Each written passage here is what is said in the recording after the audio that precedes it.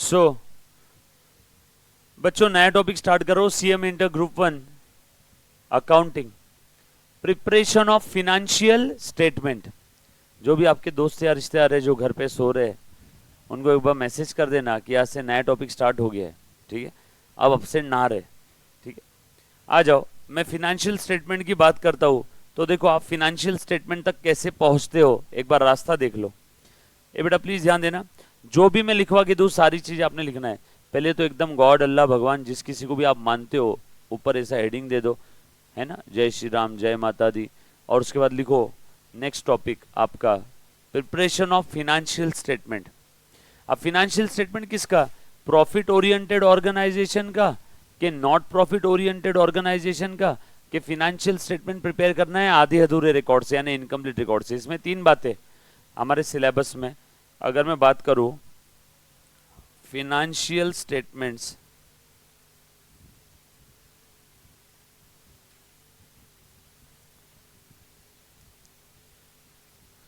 So financial statements of profit oriented organisation जिनका objective profit earn करना है।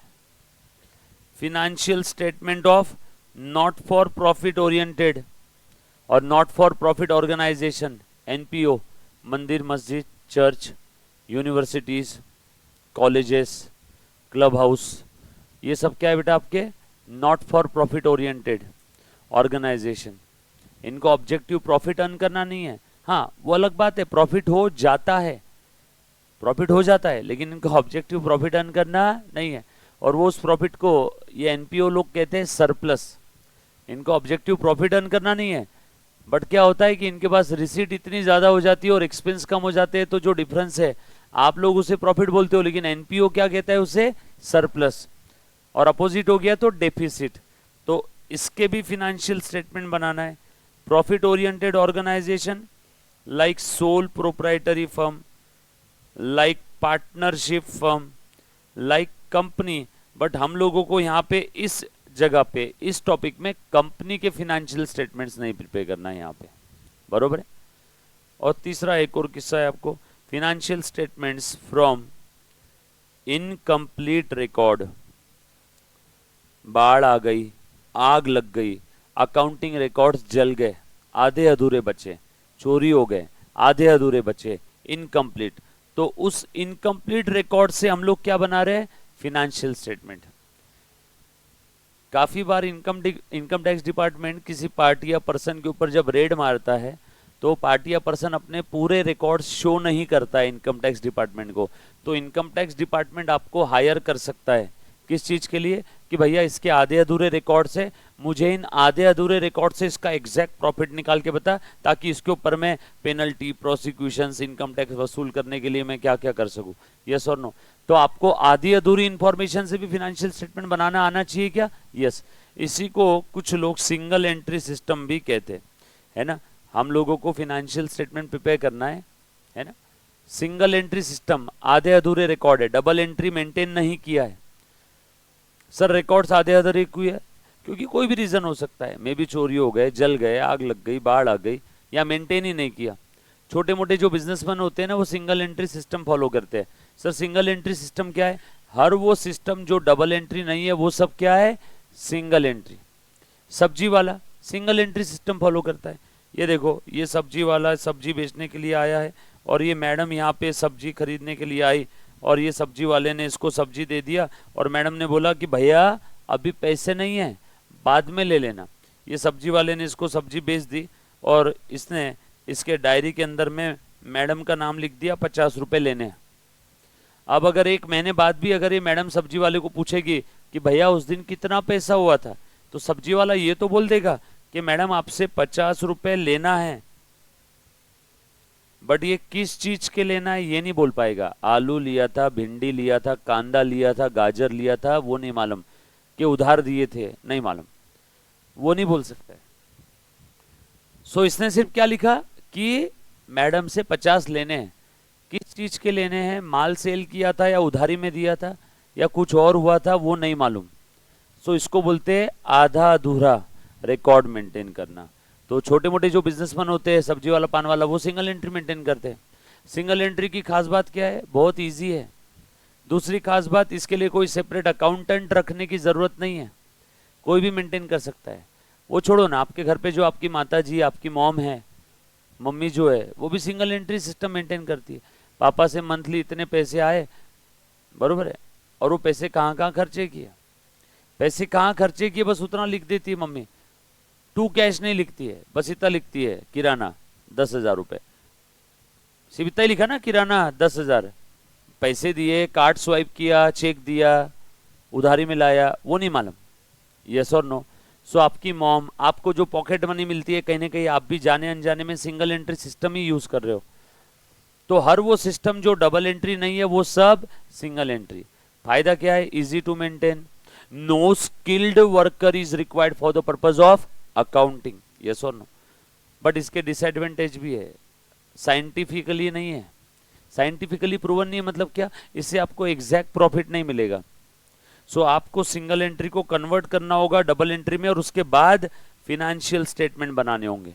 करेंगे, बड़ा मजेदार टॉपिक है, मजा आएगा आपको इस टॉपिक में। इस टॉपिक की खास बात यह है कि इस टॉपिक का कोई स्पेसिफिक फॉर्मेट नहीं है, बरोबर है क्या? बस आपको सोच समझ के हर बार थोड़ा बहुत लॉजिक अप्लाई करके आपने इंफॉर्मेशन को कंप्लीट करना है, और उस कंप्लीटेड इंफॉर्मेशन से फिनेंशियल स्टेटमेंट प्रिपेयर करना है। उसके बाद एनपीओ की फिनेंशियल स्टेटमेंट बहुत इजी है। बच्चों ने 12th स्टैंडर्ड में, पता नहीं बच्चे क्यों डर जाते हैं एनपीओ एनपीओ सोच के। एनपीओ अगेन वेरी इजी, 3 ही चीज आती है, receipt, payment, income, expenditure, balance sheet, खेल खत्म। और ये सबसे आसान है आपका, जो बचपन से पढ़ते आ रहे हो आप लोग, पार्टनरशिप का और सोल प्रोप्राइटरी का फिनेंशियल स्टेटमेंट। और ये लोगों का काम क्या है? ये तो प्रॉफिट अर्न करने के लिए तो बैठे हैं। ये सुनो, इसीलिए इनको कमर्शियल ऑर्गेनाइजेशन भी बोला जाता है, commercial organisation. So financial statement of profit oriented और commercial organisation, financial statement of NPO and financial statement from incomplete record. ये आपके सिलेबस के 3 टॉपिक है। ये एक टॉपिक है, ये एक टॉपिक है, और ये एक टॉपिक है। तो हम लोग अभी कहां खड़े हैं? हम लोग यहां खड़े बेटा। हम लोग अभी क्या करेंगे? Financial statement of profit oriented organisation आज स्टार्ट करेंगे। चलो आगे। सो हेडिंग लिख दिया बेटा सभी ने? आ जाओ, चलो देखते हैं फिनेंशियल स्टेटमेंट तक का जर्नी कैसे है। प्लीज ध्यान देना बेटा सभी ने। आ जा मुन्ना, देख तो जरा, ध्यान दे, ध्यान देना मुन्ना सभी ने। लिखा सभी ने? अब अच्छे से ध्यान दो। ये आपको अगर याद आ रहा होगा तो ये है आपका बिजनेस, जो कि कैसा है बेटा? गोइंग कंसर्न है। ये देखो, मैं यहां लिख लेता हूं, गोइंग कंसर्न, चलता चला जाएगा लंबे समय तक, इनफाइनाइट पीरियड तक। ना ही नियर फ्यूचर में मैं मेरा बिजनेस बंद करूंगा, ना ही नेसेसिटी है, ना ही मेरा ऐसा कोई इंटेंशन है। बिजनेस में क्या हो रहा है बेटा? Financial transactions. बिजनेस में क्या हो रहा है? Financial transactions. उन फिनेंशियल ट्रांजैक्शंस को हमें क्या करना होता है? Records with the help of rules of debit and credit. कहां रिकॉर्ड करते हैं? या तो जर्नल एंट्री बुक में, या तो सब्सिडायरी बुक में। दोनों में से कोई तो एक जगह, दोनों जगह नहीं रिकॉर्ड करेंगे, बरोबर ना? जर्नल एंट्री बुक को ही प्यार से जनरल जर्नल भी कहते हैं, और सब्सिडायरी बुक को स्पेशल जर्नल कहते हैं। यस और नो? और इस प्रोसेस को कहते हैं जर्नलाइजिंग। कैसे करते हैं? क्रोनोलॉजिकल ऑर्डर में। जैसे ही ट्रांजैक्शन हुआ, सबसे पहले उसे रिकॉर्ड कर दो। सबसे पहले ट्रांजैक्शन जिस बुक में रिकॉर्ड होता है, उस बुक को क्या कहते हैं? प्राइमरी बुक्स और books of original entry. Primary books और बुक्स ऑफ ओरिजिनल एंट्री।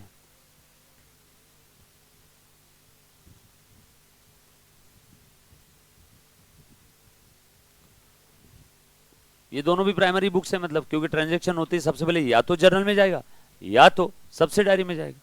अब आपका सवाल, सर सब्सिडायरी में क्या क्या आता है? Cash book, purchase book, sales book, purchase return book, sales return book, bill receivable book, bill payable book. Yes और नो? ये सारी सब्सिडायरी बुक्स है। सर सब्सिडायरी बुक्स क्यों बनाते?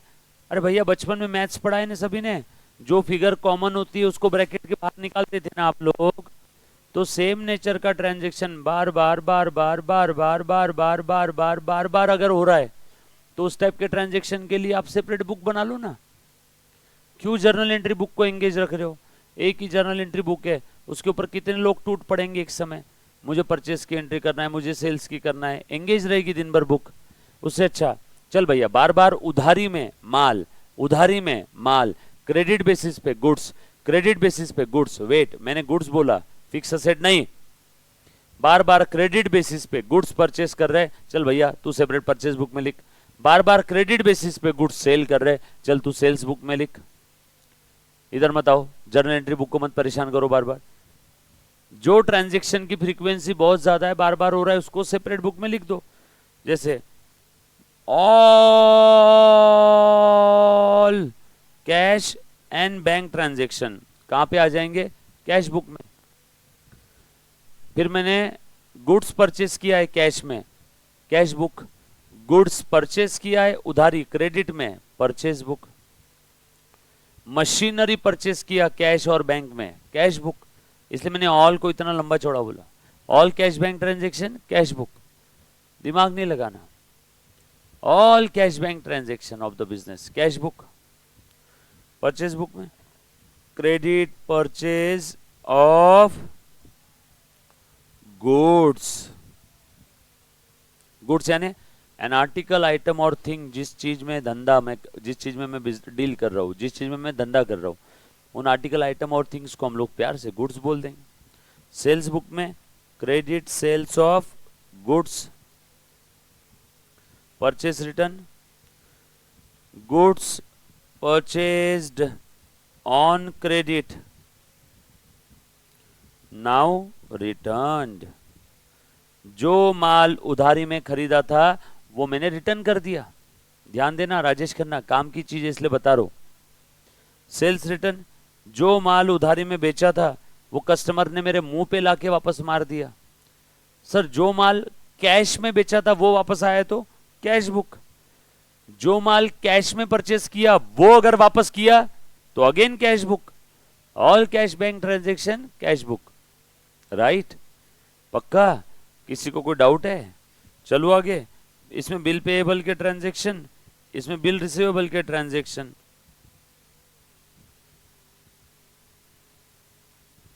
और सेल्स रिटर्न में जो माल उधारी में बेचा था ये माल वापस आ गया, रिटर्न। और जो ट्रांजैक्शन के लिए कोई भी सब्सिडायरी बुक नहीं है, जिसका कोई नहीं उसका तो जर्नल एंट्री। जो ट्रांजैक्शन के लिए कोई सेपरेट सब्सिडायरी बुक नहीं है वो कहां रिकॉर्ड करना? Journal entry. अब मैं आपको सवाल पूछता हूं, goods purchase and cheque issued, बोलो कहां पे जाएगा? Very good, cash book. Goods purchase for cash, cash book. Goods purchase from Atma Ramen company, purchase book. Party का नाम दिया है, सेटलमेंट के बारे में कुछ बोला नहीं है तो उधारी का ट्रांजैक्शन है। गुड्स क्रेडिट पे परचेज किया। चलो, goods sold to Ramesh, sales book. Goods sold to Ramesh for cash, cash book. Yes sir. Purchase machinery on credit, गलत। परचेज बुक में गुड्स उधारी में खरीदा तो आएगा, यहां मशीन उधारी में खरीदा तो ये परचेज बुक में नहीं आएगा, कैश बुक में भी नहीं आएगा क्योंकि मशीन क्रेडिट पे परचेज किया है। तो no cash book, no purchase book. Sales में तो वैसे ही नहीं आएगा, मशीन खरीदा हुआ है। No bill receivable, no bill payable. तो जिसका कोई नहीं है उसका journal entry book, journal proper, general journal, journal proper, journal entry book. सब शाम तेरे कितने नाम? 3। Journal entry, general journal, journal proper. Yes और नो? तो जो ट्रांजैक्शन के लिए कोई सेपरेट बुक नहीं है वो कहां जाएगा? जर्नल प्रॉपर में, यानी हमारा ये जर्नल एंट्री बुक में। अब समझ में आ गया? कोई भी ट्रांजैक्शन का 2 जगह रिकॉर्डिंग हो गया क्या? जर्नल एंट्री और सब्सिडायरी में? नो। सब्सिडायरी ये सपोर्टिंग बुक है। किसको सपोर्ट करती है? इसके बाद क्या बनाते हैं? लेजर, तो लेजर को सपोर्ट करती है। जर्नल एंट्री ये भी सपोर्टिंग बुक है। किसको सपोर्ट करती है? जर्नल एंट्री के बाद क्या बनाते हैं? लेजर बुक, लेजर को सपोर्ट करती है, बरोबर है। अच्छा, इसमें सारे ट्रांजेक्शन हम लोग कूट कूट के भर देते हैं जर्नल एंट्री बुक में, सब्सिडारी बुक में। जैसे सुबह 10 बजे दुकान चालू किया, पहले ट्रांजेक्शन हुआ खरीदने का, बेचने का, सैलरी दिया है, सारे ट्रांजेक्शन लाइन से लिखते जा रहा हूं। अब मुझे एक बात बताओ, अब ये जर्नल एंट्री बुक इतनी बड़ी पोथी बन गई साल की, रोज के 100 ट्रांजेक्शन, साल के 30-40 हजार ट्रांजेक्शन लिख दिए। अब अगर कोई मेरे पास आ गया ईयर एंडिंग में, बोला चल मेरा हिसाब निकाल के दे, तो इतनी बड़ी पोथी में से मैं उसका हिसाब ढूंढते बैठूंगा क्या अब? तो इसीलिए इंफॉर्मेशन जल्दी रिट्राइव करने के लिए मैं सारी इंफॉर्मेशन को क्लासिफाई कर देता हूं। डीमार्ट गए आप या आपकी मम्मी या आपका बड़ा भाई, डीमार्ट से सारा किराना, सारा ग्रोसरी एक थैले में भर के लेके आ गए। बड़ा परिवार होगा तो 2-3 थैले में, साबुन, शैम्पू, सोप, गेहूं, चावल, दाल, आटा, सब सब सब सब। अब वो वैसे ही रखे रहने दे तो क्या? वो जो थैला है वो जर्नल एंट्री बुक है। फिर घर पे अगर मेहमान आए, चल ढूंढ रहे बेटा, इलायची ढूंढ, उसमें देख शक्कर ढूंढ, हर बार उस पोते में ढूंढना पड़ेगा ना, झोले में, यस और नो, तो वो निकालने के लिए टाइम लग जाएगा। तो आपकी मॉम क्या करती है? आप तो थैली लाके पटक देते हो किचन में, फिर आपकी मॉम उसे क्लासीफाई करती है। शक्कर शक्कर की जगह पे, चावल चावल की जगह पे, चाय पत्ती गैस के बाजू में गई तो डब्बे में, तेल तेल की जगह पे, थोड़ा सा तेल गैस के बाजू में वो उसमें निकाल के रखते हैं, और बचा हुआ तेल अंदर कहीं रख देते हैं। आटा आटे के इसमें, थोड़ा सा इधर जहाँ पे रोज लगता है उतना उतना 1-2 किलो बचा हुआ अंदर। ये आपकी मॉम ने क्या किया? सारे सामान को क्लासीफाई करके रखा। क्यों? ताकि निकालने में आसानी हो। ठीक उसी प्रकार से हम लोग भी, journal entry book is like अ थैला, झोला, जिसमें सारे ट्रांजेक्शन भर दिए। अब अगर कोई पार्टी आ गई, बोला मेरा हिसाब कितना है, या इनकम टैक्स डिपार्टमेंट वाला है बोले कि चलो मुझे प्रॉफिट लॉस निकाल के बताओ, तो आपको बहुत समय लग जाएगा। इसीलिए हम लोग जैसे ही जर्नल एंट्री बुक में ट्रांजेक्शन रिकॉर्ड करते हैं, उन ट्रांजेक्शन्स को हम लोग क्लासीफाई करके रखते हैं। जैसे आपकी मॉम शक्कर शक्कर की जगह पे, चावल चावल की जगह पे रखती है, वैसे ही सर हम कैसे करते हैं? राम के ट्रांजेक्शन राम के अकाउंट में, शाम के ट्रांजेक्शन शाम के अकाउंट में, कैश के ट्रांजेक्शन कैश अकाउंट में, बैंक के ट्रांजेक्शन बैंक अकाउंट में, यस और नो। और उस अकाउंट को हम लोग क्या बोलते हैं? Summary of related information at one place in a T shape format. Left side debit side डेबायर, Latin term which means to left, क्रेडायर Latin term which means to right, yes और नो। सो इसे कहते हैं classify करना। Respective transaction respective laser में डाल दो, ताकि फ्यूचर में अगर राम आपके पास आए, बोला मेरा हिसाब बता, 1 सेकंड में चल बोल क्या नाम है तेरा? राम। राम का लेजर ओपन किया, खट, राम का लेजर आपके सामने आ गया। उसमें सिर्फ राम के ट्रांजेक्शन दिखेंगे, बाकी नहीं दिखेंगे, यस और नो। सिर्फ राम के साथ जो हुआ था। शाम आया, बोला मेरा हिसाब क्या है, चल ये तेरा हिसाब। समझ में आया क्या? आप बैंक में जब जाते हो, बैंक में जब जाके बोलते हो कि मेरे अकाउंट में कितना बैलेंस है, तो जर्नल एंट्री बुक को ओपन करता है या आपका लेजर अकाउंट नंबर पूछता है आपसे? आपका अकाउंट नंबर पूछता है ना, और वो आपका अकाउंट ओपन कर देता है, और आप बोलते हो प्रिंट है, तो कंट्रोल पी, प्रिंट भी दे दिया आपको आपके पासबुक के अंदर में। तो आज के बाद अगर आपसे कोई सवाल पूछे कि लेजर क्यों मेंटेन करते हैं, उसको बोलना इधर आ बैठ, for retrieval, for speedy retrieval of the information, information जल्दी रिट्राइव करने के लिए। मतलब सर अगर मेरी नजर से देखा जाए तो जर्नल एंट्री बुक की कोई इज्जत ही नहीं है, क्योंकि सारा खेल तो लेजर का है, क्योंकि लेजर ही हमें इंफॉर्मेशन दे रहे हैं जल्दी जल्दी से। बट हाँ, बगैर जर्नल एंट्री बुक के लेजर बन सकते थे क्या? इसीलिए मैंने थोड़ी देर पहले बताया था, जर्नल एंट्री और सब्सिडारी है, सपोर्टिंग बुक है, लेजर को सपोर्ट करते। बट इंफॉर्मेशन कहां से मिलती है? जर्नल से कि लेजर से? लेजर से। इसीलिए बचपन में आपने पढ़ा था, ledger book are the principal books of account. भले ही जर्नल एंट्री के बाद है, भले ही प्राइमरी के बाद है, भले ही प्राइमरी के बाद लेजर सेकेंडरी है, सेकेंडरी होने के बावजूद भी वो प्रिंसिपल बुक्स ऑफ अकाउंट है, PRINCIPAL, यस और नो। इसीलिए लेजर बुक को प्रिंसिपल बुक्स भी बोलते हैं, क्योंकि उसके बगैर हमारा जीवन अधूरा है। जब कभी भी दो पार्टी के बीच में झगड़ा होता है, मैं इसको बोल रहा हूं मुझे तेरे से 10,000 लेने हैं, ये बोल रही है सर 8,000 देने हैं, तो मेरे बुक्स में मैं इसका लेजर ओपन करके चेक करूंगा, ये इसके बुक में इसका लेजर, मेरा लेजर ओपन करके चेक करेगी, दोनों लेजर के प्रिंट आउट आजू बाजू में रख के हम लोग चेक करेंगे एक एक एक, एक ट्रांजेक्शन, टिक टिक टिक, हाँ देखिए देखिए तेरे बुक में नहीं है 2,000 का, फिर इसने अपडेट कर लिया। इसको बोलते हैं डेटर क्रेडिटर रिकंसिलिएशन, जो आप लोगों को आपके जॉब में कंफर्म करना है, डेटर क्रेडिटर रिकंसिलिएशन। कैसे होता है? लेजर की मदद से। जर्नल एंट्री बुक खोलेंगे तो उसमें तो पूरा समुंदर है। Journal entry book is like अ भेल, उसमें मुरमुरे, सेव, चना, फुटाना, शेंगदाना, चटनी, दही सब मिक्स है।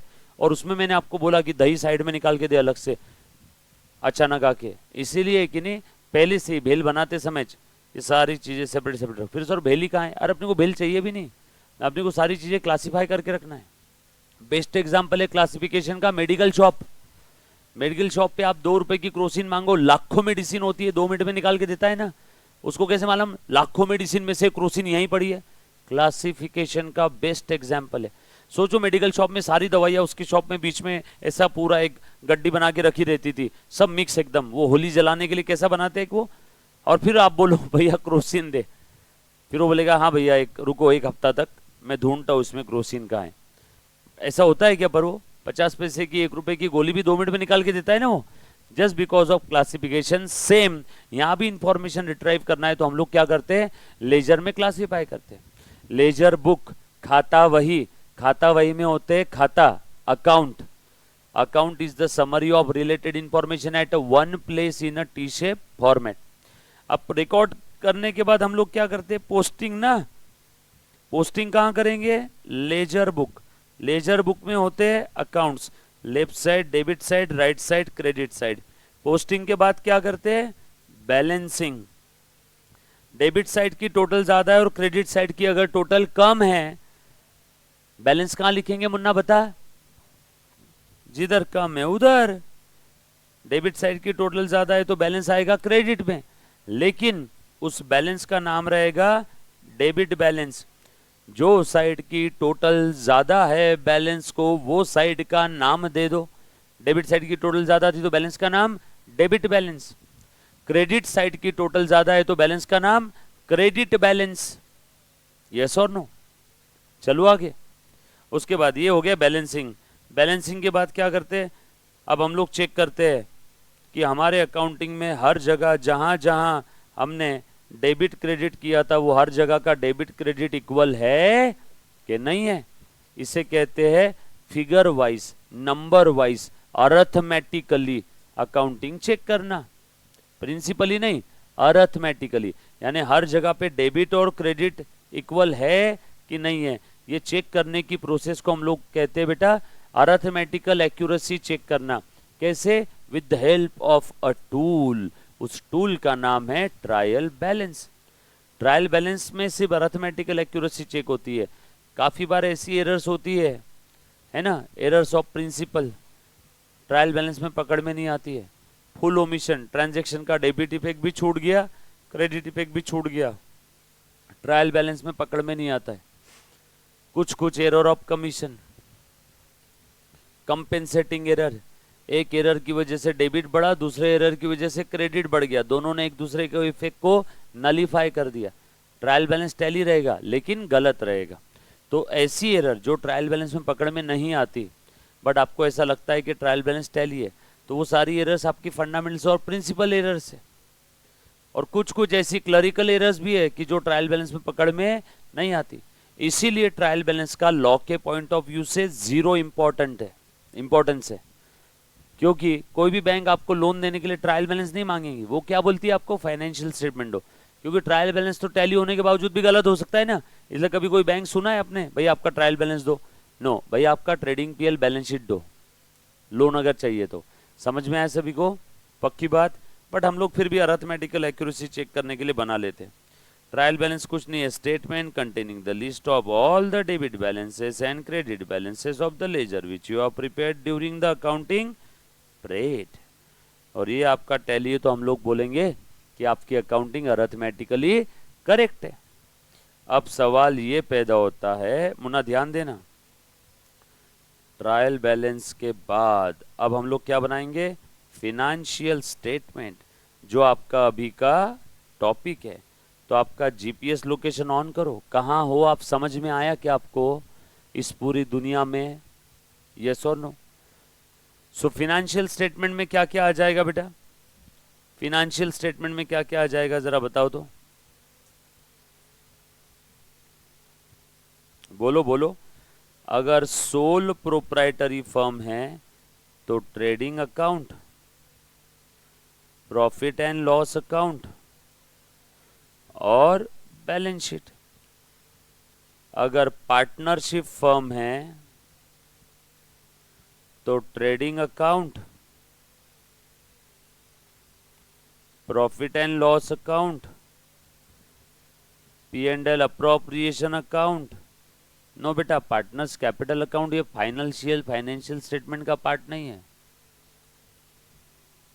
बेसिक में वांडा, BMW क्लियर करो। आप लोग बचपन में पार्टनरशिप अकाउंट में फाइनल अकाउंट के क्वेश्चन में पार्टनर्स कैपिटल वर्किंग नोट बोल के बनाते थे, बरोबर है क्या? Partners capital account is not a part of financial statement. Partners capital account आप वर्किंग नोट बोल के बनाते थे। क्यों? क्योंकि आप ही के अंदर खुजली थी, बैलेंस शीट के लायबिलिटी साइड में पार्टनर्स कैपिटल का बैलेंस लिखना पड़ता था ना, तो बैलेंस हमें कोई कबूतर थोड़ी बताता था। वो बैलेंस निकालने के लिए आप वर्किंग नोट बनाते थे। तो सारी वर्किंग नोट फाइनल अकाउंट का पार्ट हो गई क्या? यस और नो? सो P&L appropriation account, balance sheet. उसके बाद अगर मैं बात करूं कंपनी की, और अगर वो कंपनी मैन्युफैक्चरिंग है तो manufacturing account, trading account, profit and loss, P&L appropriation, balance sheet, cash flow statement,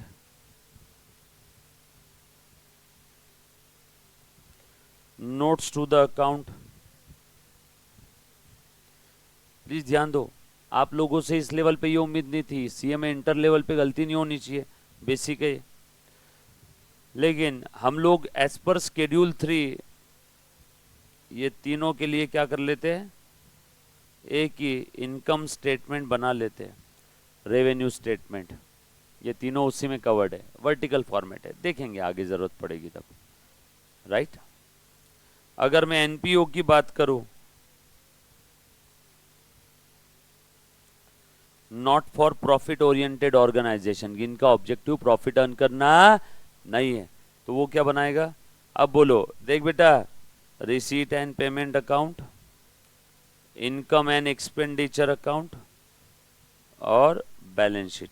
receipt payment is like your cash book, income expenditure is like your P&L, balance sheet is like your balance sheet. तो आप अभी क्या देख रहे हो? हम लोग अभी ये देखेंगे। देखो, ये आपके अभी के टॉपिक का पार्ट है, तो आपको समझ में है हम लोगों को क्या पढ़ना है अभी? पक्का? चलो आगे। हाँ, लिखो।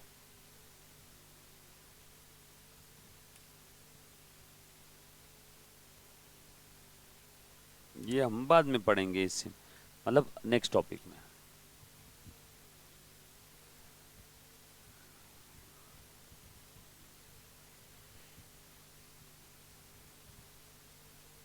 डन?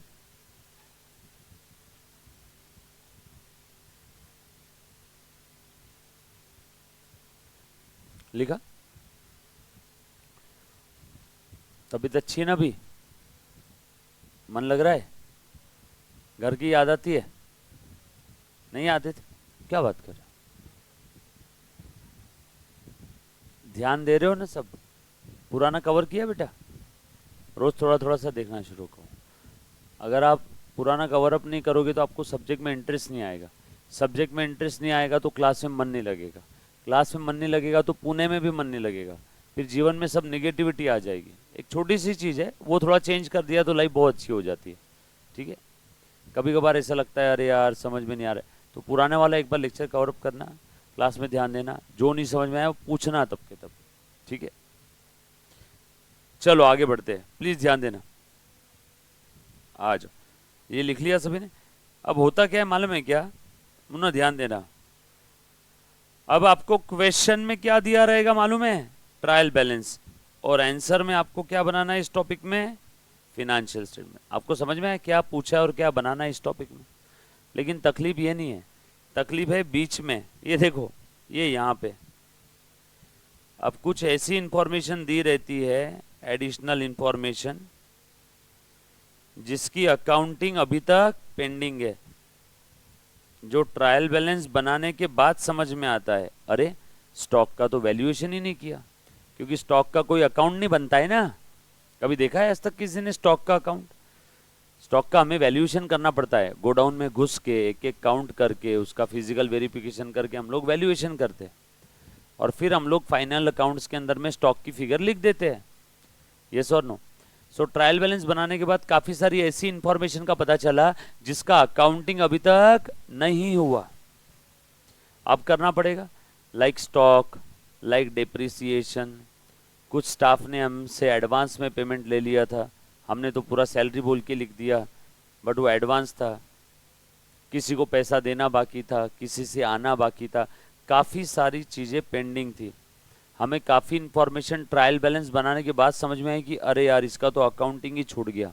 तो वो एडिशनल इन्फॉर्मेशन को आप लोग बचपन में, है ना, प्यार से या डर के एडजस्टमेंट बोलते थे, याद आ रहा है क्या? So adjustments are nothing but an unrecorded transactions, जो कि आपको ट्रायल बैलेंस के बाद में दिया रहता था। सो एडजस्टमेंट्स क्या है? आर जस्ट, बोलो मेरे साथ, आर जस्ट अनरिकॉर्डेड ट्रांजैक्शन, जिनका इफेक्ट ऊपर के ट्रायल बैलेंस में अभी तक हुआ नहीं है, अब कर देंगे। अब मुझे एक बात बताओ, अब ये ऐसी इंफॉर्मेशन जिसकी अकाउंटिंग बाकी है, मैं टाइम मशीन में बैठ के पीछे जाके रिकॉर्ड कर सकता हूं क्या? नो। मुझे इसका इफेक्ट कहां देना पड़ेगा? अब आगे। और आगे क्या है? Financial statement. पीछे तो नहीं जा सकता हूं, आगे फाइनेंशियल स्टेटमेंट है। इसीलिए ये सारी एडजस्टमेंट का मैं इफेक्ट कहां देता हूं? फाइनेंशियल स्टेटमेंट में। कौन सा इफेक्ट? डबल एंट्री सिस्टम है तो डेबिट इफेक्ट और क्रेडिट इफेक्ट, इसीलिए दो इफेक्ट जाते हैं उसके। कौन सा? डबल एंट्री सिस्टम फॉलो कर रहे हैं ना, दो इफेक्ट जाएंगे, पीछे नहीं जाएंगे। कहां जाएंगे? आगे, क्योंकि वापस पीछे नहीं जा सकते। बुक्स तो क्लोज हो गई, ट्रायल बैलेंस बना लिया, लेजर क्लोज हो गए।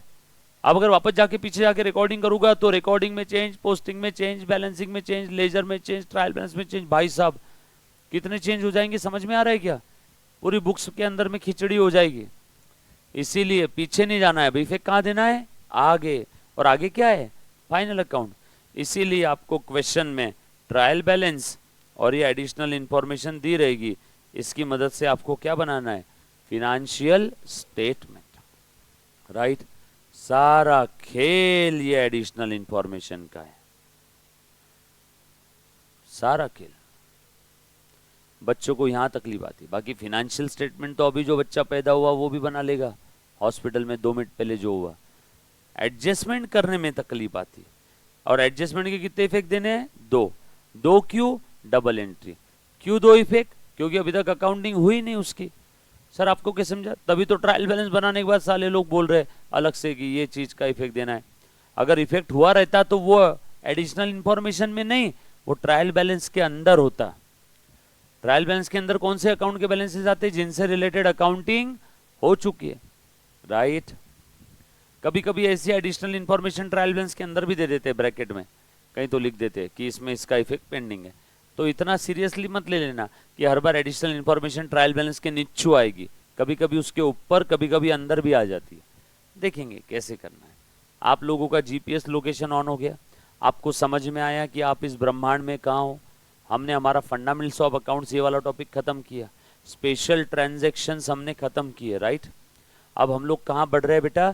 फिनेंशियल स्टेटमेंट्स की तरफ, राइट? बढ़ो आगे, पक्का? डन? सो आ जाओ।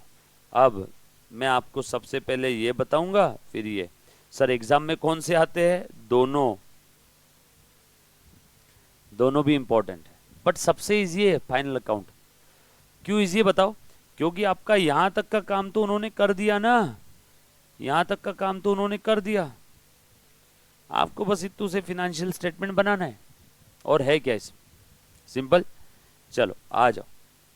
अब मुझे एक बात बताओ, प्लीज ध्यान देना बेटा। सो मैं सोल प्रोप्राइटरी का, पार्टनरशिप में बस यही एक्स्ट्रा है, बाकी टॉ टॉ टॉ टॉ टॉ टॉ सब सेम है। बस ये एक अप्रोप्रिएशन अकाउंट एक्स्ट्रा है। कहाँ पे? पार्टनरशिप में।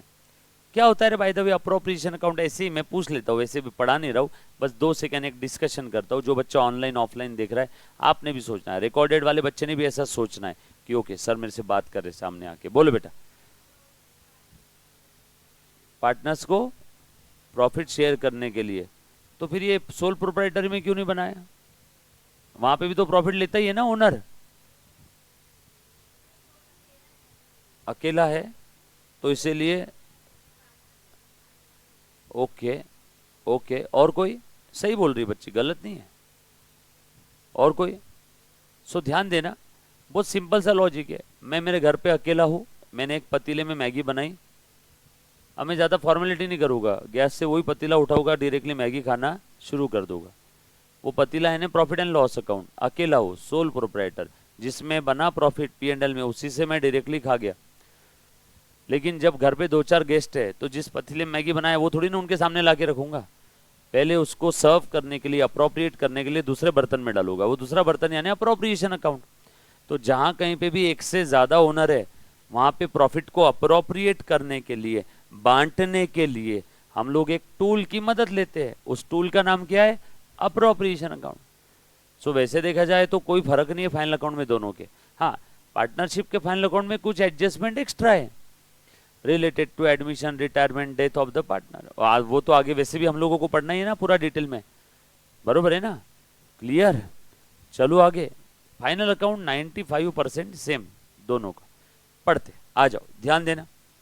सो आज हम चेक करेंगे कि आपने बचपन में कितनी अकाउंटिंग पढ़ी।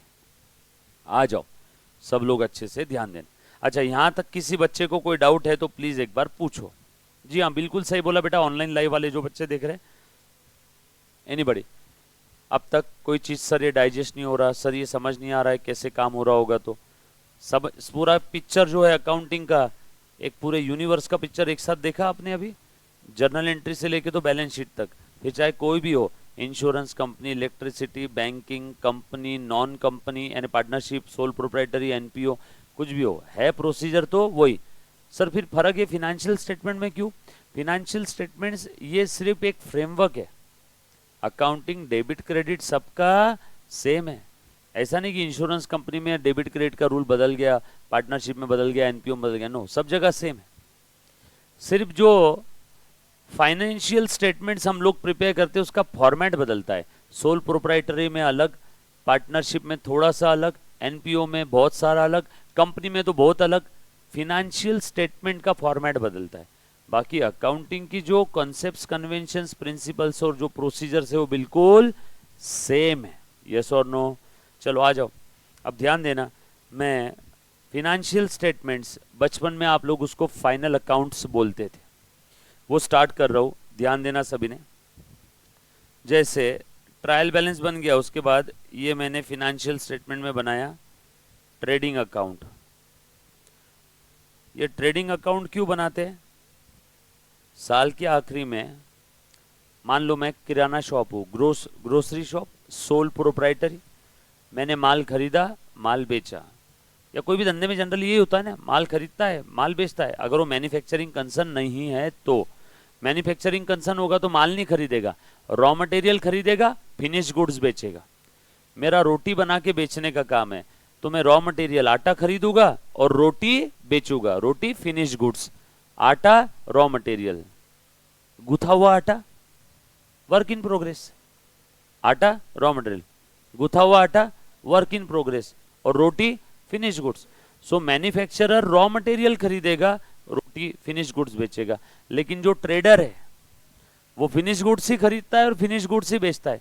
कभी देखा है क्या किराना शॉप वाले ने रात को तेल परचेस किया और अगले दिन उसको वो तेल को कुछ और बदल के चेंज करके दूसरे कुछ में बेच रहा है? नो, जो खरीदता है वो ही बेचता है, प्रॉफिट मार्जिन ऐड करके, मतलब वो प्योर ट्रेड कर रहा है। यस और नो? इसका बेस्ट एग्जांपल है डीमार्ट, प्योर ट्रेडिंग। डीमार्ट ये मैन्युफैक्चरिंग नहीं है, प्योर ट्रेडिंग। और डीमार्ट में तो पार्ले जी का पैकेट भी सस्ता मिलता है, बाकी भारत में कहीं पार्ले का पैकेट सस्ता नहीं मिलेगा। डीमार्ट में उसमें भी 20-25 पैसे कम मिलता है। क्यों?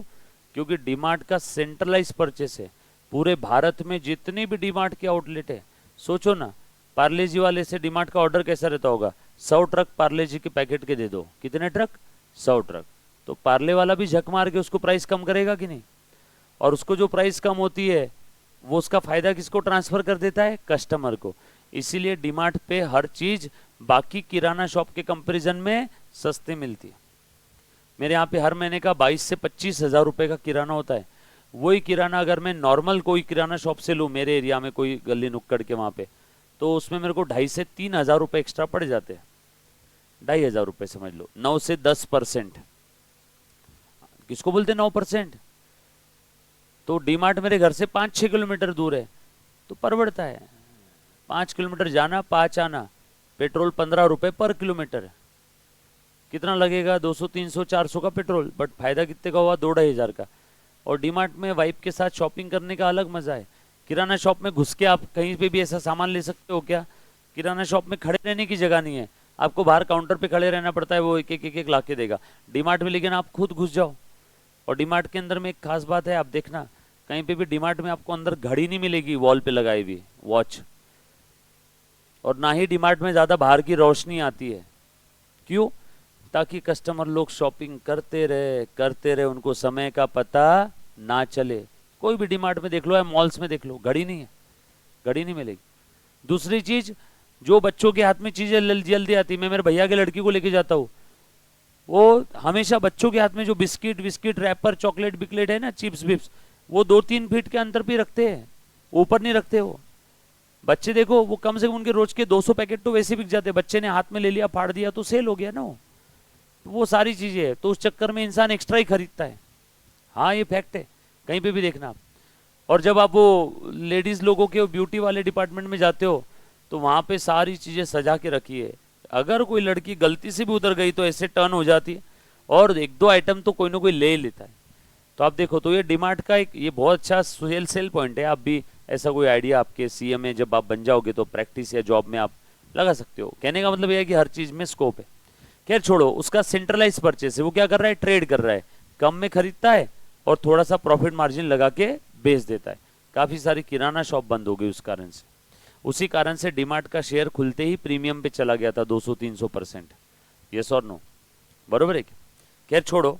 सो डीमार्ट क्या बनाएगा? Trading account. डीमार्ट कौन सा अकाउंट बनाएगा बेटा? Trading account. ध्यान देना, ट्रेडिंग अकाउंट से हमें क्या समझ में आएगा?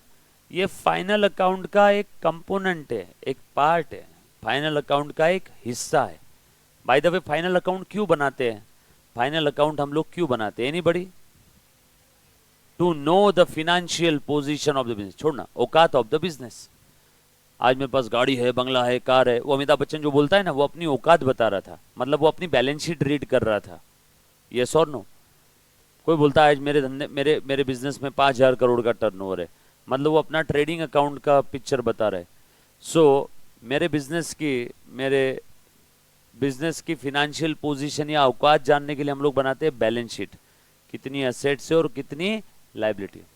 मेरे बिजनेस का ऑपरेटिंग रिजल्ट, आपका रिजल्ट क्या है? पास या फेल? बिजनेस का रिजल्ट क्या है? प्रॉफिट और लॉस। सो बिजनेस का रिजल्ट जानने के लिए क्या बनाते हैं? ट्रेडिंग और profit and loss account. Sir result किससे पता चलेगा? ट्रेडिंग से या पीएनएल से? ट्रेडिंग से अंदाज पता चलेगा, पीएनएल से नेट रिजल्ट पता चलेगा। सर अंदाज मतलब मैंने ये प्रोडक्ट खरीदा 50 रुपए का, इसको बेचा 80 रुपीज में, अंदाज मुझे कितने का प्रॉफिट हुआ? 30 का। लेकिन मुझे इसको बेचने के लिए 4 कॉल करने पड़े, 4 रुपए का खर्चा हो गया, 1 रुपए का पेट्रोल लगा, घुमा फिरा इधर उधर बेचने के लिए, कितने का खर्चा हुआ? इनडायरेक्ट एक्सपेंस 5 रुपए। सो जो मैं सोच रहा था अंदाज 30 का प्रॉफिट है, उसमें से indirect expenses, calling, travelling minus कर दिए तो नेट प्रॉफिट कितना आया? 25। सो ट्रेडिंग से क्या पता चला? अंदाज प्रॉफिट। पीएनएल से क्या पता चला? Net profit. बरोबर है? तो एक और जो अकाउंट है वो दूसरा कौन सा है? Profit and loss account. इससे हमें क्या पता चलेगा बेटा? बोलो फटाफट से। नेट प्रॉफिट और लॉस, नेट प्रॉफिट और लॉस। बरोबर है क्या? अच्छा, ये ट्रेडिंग अकाउंट और प्रॉफिट एंड लॉस अकाउंट आपको क्या करते मालूम है क्या? पूरे साल भर के जो भी इनकम और एक्सपेंसेस है, ये पीरियड शुरू हुआ 1 अप्रैल 22, खत्म हुआ 31 मार्च 23, पूरे साल भर के सारे इनकम, एक्सपेंसेस, इनकम, एक्सपेंसेस, पूरे साल भर के इनकम एक्सपेंसेस को ये कवर करते हैं, बरोबर है क्या? मतलब पूरे साल में कहीं एक बार भी अगर आपने वेजेस पे किए होंगे, सैलरी दी होगी, तो भी वो ये अकाउंट्स में आ जाती है। फाइनल अकाउंट क्यों बनाते हैं समझ में आया? To know the operating result, to know the financial position, ये बेसिक रीजन है। बाकी हजारों रीजन है बनाने के, ये बेसिक मैंने बताया। वरना कोई शौक नहीं है मुझे, चलो आज खाली बैठा हो तो चलो फाइनल अकाउंट ही बनाते हैं, हॉबी नहीं है, मजबूरी है, बरोबर है क्या? कब बना सकते हैं फाइनल अकाउंट बताओ? कब बना सकते हैं, कब बनाते हैं ये नहीं पूछा। कब बना सकते हैं? कभी भी, जब दिल में आए तब बना सकते हैं। जनरली कब बनाते हैं? At the accounting year end. At accounting year end, yes और नो? अकाउंटिंग के ईयर एंड में हम लोग प्रिपेयर करते हैं। Accounting year end generally 31 March of the next year, बरोबर? सो अब अच्छे से ध्यान देना।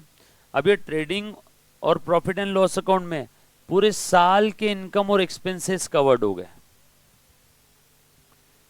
बरोबर है? इसीलिए मैं यहां पे लिख रहा हूं फॉर द ईयर एंड 31 मार्च 2023। मतलब ईयर एंड 31 मार्च 23 है, ईयर स्टार्ट 1 अप्रैल 22। तो पूरे साल के इनकम और एक्सपेंसेस को मैंने कवर किया, पूरे साल के इनकम और एक्सपेंसेस को फॉर द ईयर एंडेड 31 मार्च 23। मतलब ईयर स्टार्ट किया है 1 अप्रैल 22। सो पूरे साल के इनकम और एक्सपेंसेस को इसने कवर किया। लेकिन जो हम लोग एक फिनेंशियल पोजीशन के लिए बैलेंस शीट नाम का एक स्टेटमेंट बनाते हैं, ये एक स्टेटमेंट है, ये अकाउंट नहीं है, ये लायबिलिटी और असेट दिखाता है। ये एक पर्टिकुलर डेट पे बनता है, एज ऑन डेट। जो भी आपका ईयर एंड डेट रहेगा आपको समझाने के लिए 31 मार्च 23। बैलेंस शीट पूरे साल को कवर नहीं करती, अगर करती ना तो बैलेंस शीट में भी लिखा रहता for the year and. Balance sheet जिस दिन बना रहे उस दिन की पोजीशन बताती है, न उसके पहले की न उसके बाद की, as on that date only. मतलब पूरे साल भर आपके पास BMW कार थी, बैलेंस शीट बनाने के एक दिन पहले BMW कार बेच दिया, बोलो असेट में BMW कार आएगा क्या? नो। जिस दिन बैलेंस शीट बनाई उस दिन BMW कार थी क्या? नो। जिस दिन P&L बनाया उस दिन आपने सैलरी पे नहीं किया, लेकिन साल में कई तो एक बार बीच में सैलरी पे किया था, बोलो सैलरी आ जाएगा क्या P&L में? हाँ। पूरे साल भर BMW कार थी, बैलेंस शीट डेट वाले दिन नहीं थी, बैलेंस शीट में नहीं आएगी।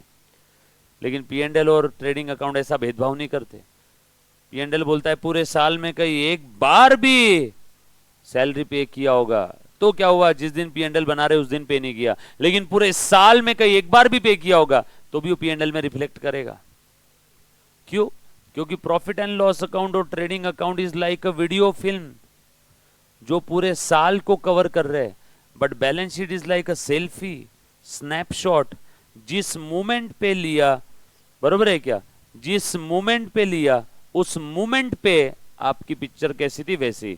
वो सेल्फी के पहले क्या था नहीं मालूम, सेल्फी के बाद क्या रहेगा नहीं मालूम, एज ऑन दैट डेट। इसीलिए बैलेंस शीट को हम लोग फोटो बोलते हैं और ट्रेडिंग और P&L को वीडियो फिल्म बोलते हैं। ट्रेडिंग P&L पूरे साल को कवर करके दिखाती है, लेकिन बैलेंस शीट सिर्फ उस मोमेंट को दिखाता है। उस मोमेंट को जो दिखाता है वो क्या होते हैं? फोटोज। फोटो के पहले आप क्या कर रहे थे कभी किसी को समझ में आता है क्या? यस और नो? लेकिन trading P&L is like a video film, ये ध्यान रहेगा। आ जाओ। सो अब मैं ट्रेडिंग की बात कर रहा हूं, हमेशा ध्यान रखें, ये जो भी मैं फाइनल अकाउंट बता रहा हूं ये हर केस में अप्लीकेबल है, लॉजिक हर जगह सेम है, ध्यान देना। सो ट्रेडिंग अकाउंट से मुझे अंदाज प्रॉफिट और लॉस समझ में आएगा, अंदाज ग्रॉस एग्जैक्ट समझना है। क्यों सर ऐसा क्यों? क्योंकि ट्रेडिंग में मैंने बाकी इनडायरेक्ट एक्सपेंसेस माइनस नहीं किए ना। सो मैंने यहां पे लिख दिया। अब ट्रेडिंग में कौन से आइटम आएंगे? All expenses related to goods, माल खरीदने से लेके रेडी फॉर सेल करने तक ऑल नेसेसरी एक्सपेंस ट्रेडिंग के डेबिट में। खेल खत्म, मैंने पूरा ब्रह्मांड बता दिया एक सेंटेंस में। अब ये कहीं पे भी अप्लाई करो, अब आपको ट्रेडिंग की लिस्ट कभी लर्न करने की जरूरत नहीं है, एक सेंटेंस में खत्म हो गया। चलो अप्लाई करके देखते। माल खरीदने से लेके रेडी फॉर सेल करने तक। माल खरीदा, बोलो क्या आता है? परचेस। माल को हाथ पैर तो नहीं है जो चल के आ जाएगा शॉप में, उसको ट्रक में लोड करने के लिए क्या देना है? वेजेस और लेबर चार्जेस। ट्रक खुद का है तो फ्यूल पावर, ट्रक भाड़े का है तो transport charges. Truck city limit के बाहर आ जाएगा तो वहाँ पे ऑक्ट्राई देना है, लोकल टैक्सेस देना है। जो माल लेके आ रहे हो काफ़ी बार उसके ऊपर रॉयल्टी देना होता है। वही सेंटेंस में सब कवर्ड है ना। आपके दिल में अगर कोई भी आइटम आ रहा है तो आप मुझे पूछो, मैं जवाब दूंगा। वो ट्रेडिंग में आएगा तो क्यों आएगा, और पीएनएल में आएगा तो क्यों आएगा। एक सेंटेंस में काम खत्म कर दिया। So expenses related to goods trading में, इन्हीं को आप लोग डर के मारे डायरेक्ट एक्सपेंस बोलते थे, directly related to the goods. अब जब expense related to goods trading के डेबिट में है तो इनकम रिलेटेड टू गुड्स कहां पे आएगा?